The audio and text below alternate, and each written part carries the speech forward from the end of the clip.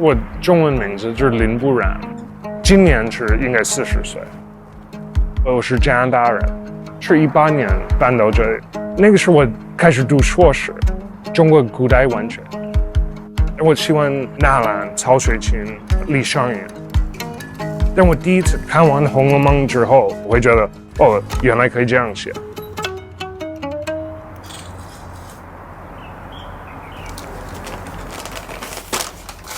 我在这里住的就是特困户，这个房间9平米，350，3条裤子，衬衫也是3件，皮鞋收过无数次。我原来也是有这种想法，要找一个很好的工作。大学我学的是会计，后来发现经济学就是几乎全是骗人。对，还是那个馄饨吧，对，就是干拌的。我觉得他们自己做的辣椒酱都特别好吃。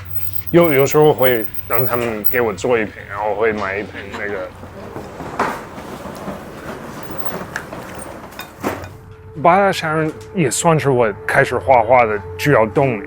17年在那个纪念馆看他的真迹，那天晚上开始画画。我在研究什么，我就开始画什么。画应该有4200多。论文是关于《红楼梦》的浪漫主义精神。我觉得林黛玉很有浪漫主义追求，好像什么都不妥协。比方说，她最后要死的时候焚尸膏，把她的诗词烧了。虽然活的不是很现实的，但是就是很精彩。大部分这种黄色的就是我近期画的，像这张我翻译李白的“塞下去，便采石”，第一句有提到这个马在风中飞，然后这张也是我自画像用的语句，基本上也是历代的僧人不同朝代的诗词，就是新壁交友颇广，万里孤行，费时8年有余。我基本上去哪里都是一个人去。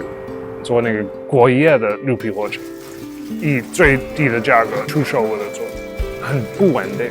前3-4个月是没有任何收入，应该不到5万。手机是黑莓的，05年生产的，好像80块钱。我不太会焦虑的原因是我不会那么看重身外之物，物质的东西，欲望比较大。我很多时间都在这个天台，然后晚上的时候特别明显，这边一片黑，这边就是很亮，因为这些高楼加上这个高速也会亮，很现代化。虽然很破，但是我觉得它有一定它的审美在，我不会觉得这个丑陋。原来我的乐趣是很广的，我希望就以后还是有那种激情，就是已经。好久以来就没有这个，就是想跳舞的激情。随着年龄，真的是越来越小窄了，有点走不出去了。